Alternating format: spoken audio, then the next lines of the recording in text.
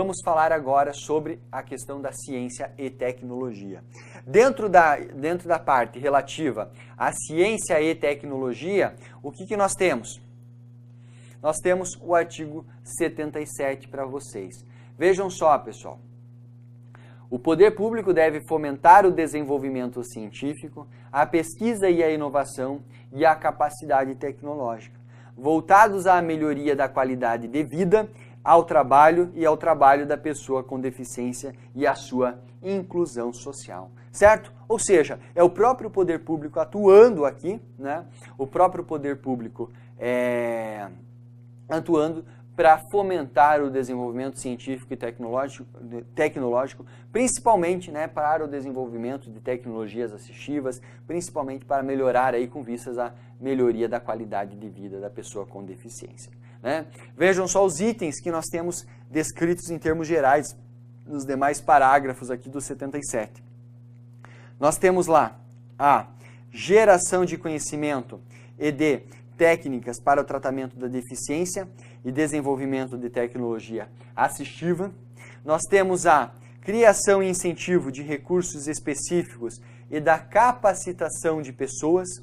Nós temos o estímulo à pesquisa, ao desenvolvimento, à inovação e à difusão de tecnologia. Legal? Tranquilo, pessoal? Show de bola isso. Aqui em relação à ciência e tecnologia nós não temos muita o que falar. Você tem que dar uma olhadinha nos dispositivos e tá bom. Legal? Portanto, finalizamos mais um tópico e agora sim chegamos onde eu gostaria muito de chegar, que é o acesso à justiça. Tá bem, pessoal? Seguinte, faço uma pausa. Eu vi que o pessoal ali falou muito boa pergunta. Qual que é a boa pergunta, pessoal? Coloquem ali para mim. A lei eleitoral estaria descumprindo o estatuto ao estabelecer sessão para cegos? Concordo com você, Vanessa, né? Está. Quando ela prevê uma sessão específica para o voto do cego, está sim, né? Só que isso ainda não foi alterado, o meu modo de ver não vai ser alterado o Código Eleitoral nesse sentido. Nós não vamos, na verdade é o seguinte, aqui qual que é o raciocínio que você tem que ter? Evidentemente que nós seria mais adequado um sistema capilarizado, né? Mas na prática isso não ocorre, então você vai prejudicar o voto? Não, você vai pelo menos assegurar o voto, né? E eu acho que o que vai acontecer nos próximos anos, pessoal, e a gente só vai ter noção disso com o tempo, nós vamos ter, na verdade, um desenvolvimento, uma criação de resoluções, de regras específicas no âmbito do TSE para melhorar essa sistemática, para melhor atender aqui a pessoa com deficiência, né? Eu acredito que isso vai acabar mudando, mas sim, ela está descumprindo, podemos concluir que está descumprindo sim. Diana, tem vaga de emprego que exige experiência e outras não. Por que isso acontece? Por liberalidade da empresa, tá? Por liberalidade da empresa, ela pode fazer isso da forma que ela quiser, tá bom, Diana? Claro, ela não pode utilizar da experiência para prejudicar aqui, trazendo para o nosso contexto, acredito que é isso que você esteja perguntando, para excluir a pessoa com deficiência, tá bom? Mas ela pode exigir sim experiência. Legal, pessoal? Portanto, vamos lá, pessoal. Agora vamos falar de um ponto importante, né? Acesso à justiça. Vou retomar a minha concentração aqui. Seguinte, dentro ainda do Estatuto da Pessoa com Deficiência, um dos pontos dessa segunda parte do Estatuto, por assim dizer, que é importante para fins da nossa prova, é este: acesso à justiça.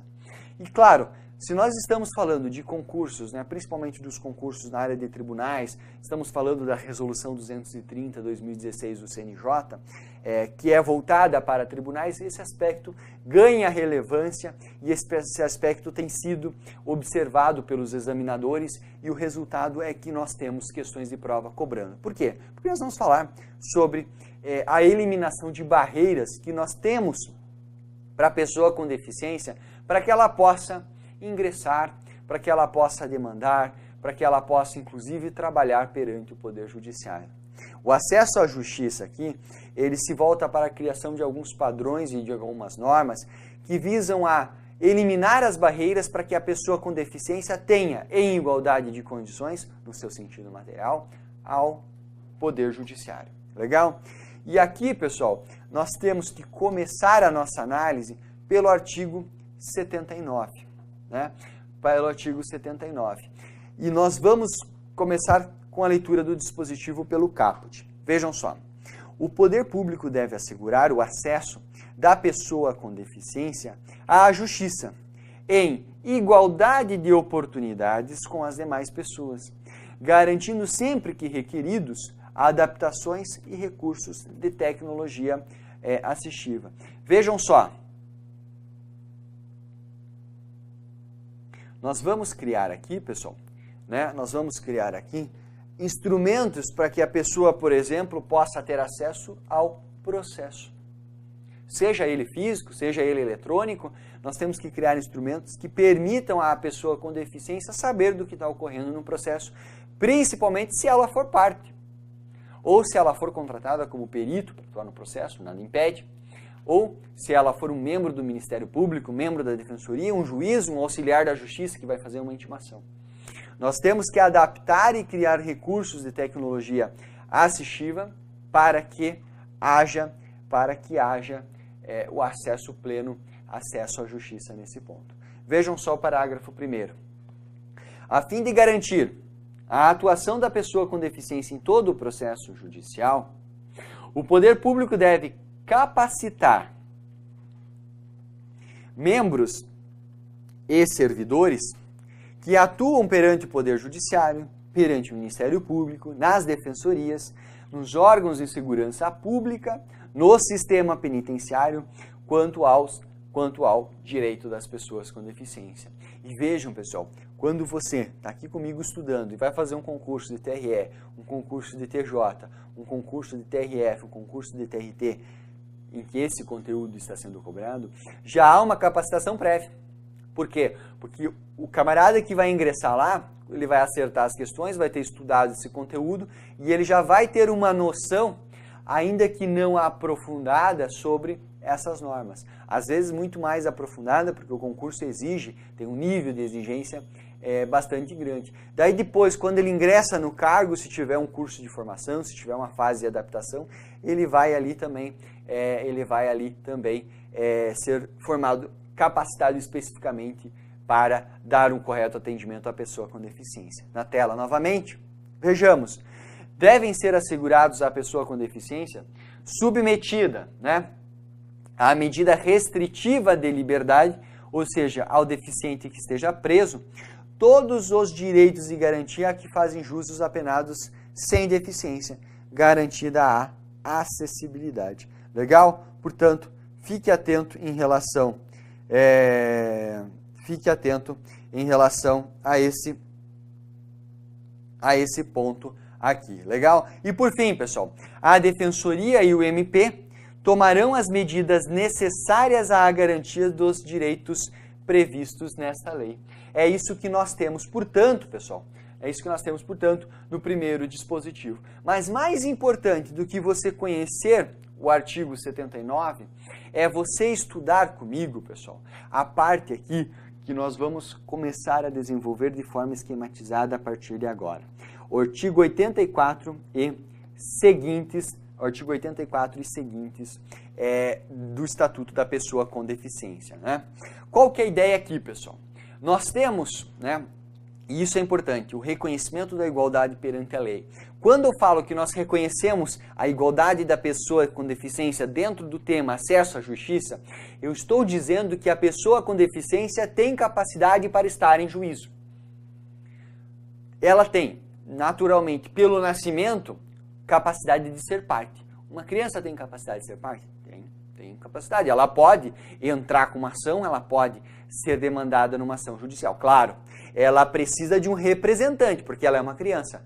E aí nós temos essa representação para suprir a capacidade de estar em juízo. Eu, maior de idade, no pleno gozo dos meus direitos, eu tenho capacidade de ser parte e tenho capacidade de estar em juízo. Eu posso ir a juízo, demandar em juízo, sozinho. Não preciso de representante, não preciso de assistente, não preciso de curador. Claro, se eu não tiver, por exemplo, eu não tenho minha OAB, eu sou aprovado na OAB, mas eu não retirei minha OAB porque eu sou professor e acabo não a utilizando.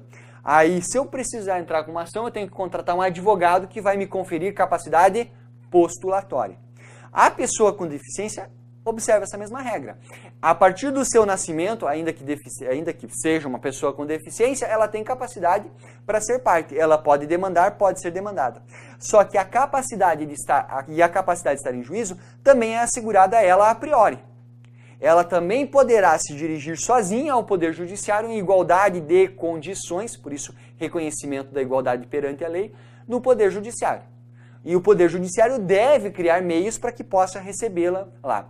Só que o que acontece, pessoal? Nós vamos ter situações específicas que fogem à regra em que essa pessoa com deficiência, ela não tem condições de dar conta do processo sozinha. Ela não vai poder exercer os seus direitos sem necessidade de um auxílio. E por conta disso,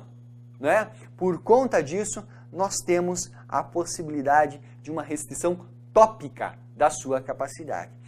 Logo, se ela tem capacidade para estar em juízo, ela exercerá os seus direitos em igualdade de condições com as demais pessoas.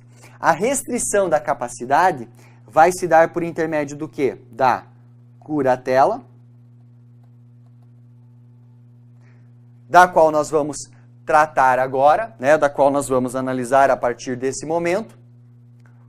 Ela tem a curatela. E como que se dá aqui a questão da curatela? A curatela é considerada o quê? Ela é considerada uma medida exprotetiva, uma medida protetiva extraordinária. Ela será proporcional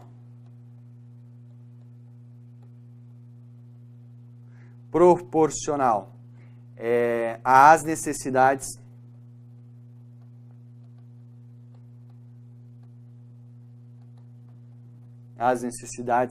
e às circunstâncias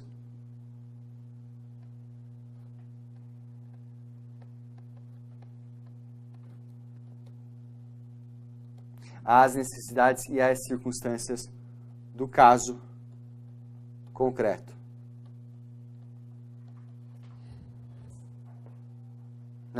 Ela será proporcional às necessidades e circunstâncias do caso concreto.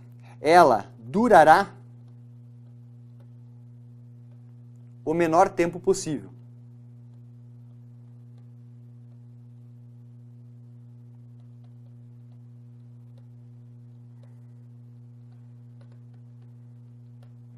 Ela durará o menor tempo possível. E nós temos a necessidade de prestação de contas. Nós temos a necessidade de prestação de contas. Certo, pessoal? Então vejam aqui comigo que eu coloquei algumas linhas gerais a respeito da curatela. Então, como que vai funcionar aqui? A pessoa com deficiência, ela tem plena capacidade para estar em juízo. Topicamente, a depender da situação, e isso deve ser constatado faticamente num processo, se ela não conseguir participar adequadamente, o juiz irá admitir a curatela. E essa curatela será admitida como? Na tela comigo novamente. Ela será admitida como uma medida protetiva, proporcional às necessidades e à circunstância do caso concreto, vai durar o menor tempo possível e o curador deve prestar contas por intermédio de um balanço enviado ao juiz anualmente. Vejam, é possível, portanto, que uma pessoa com deficiência tenha a sua capacidade para estar em juízo integrada com um terceiro? Por terceiro, sim. É possível que ela não tenha condições, na prática, de exercer os seus direitos, não tenha condições, não tenha capacidade para atuar no processo? Sim, é possível que ela tenha, certo?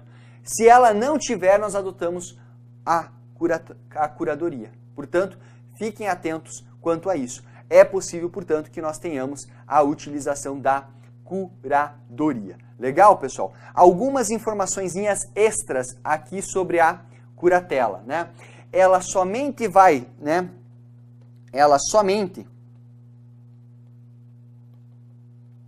atende a atos de natureza negocial. Apenas a atos de natureza negocial e patrimonial. Apenas atos de natureza negocial e patrimonial. Ela não atinge, né? Não atinge. E aqui, atenção, a curadoria não pode ser destinadas para tratar do direito ao corpo, ela não poderá ser utilizada para tratar sobre questões atinentes à sexualidade, ela não poderá ser utilizada para tratar sobre matrimônio, ela não poderá ser utilizada para tratar sobre a privacidade, ela não poderá ser utilizada para se referir a questões, por exemplo, né, sobre educação, ela não poderá ser utilizada para tratar sobre o direito à saúde,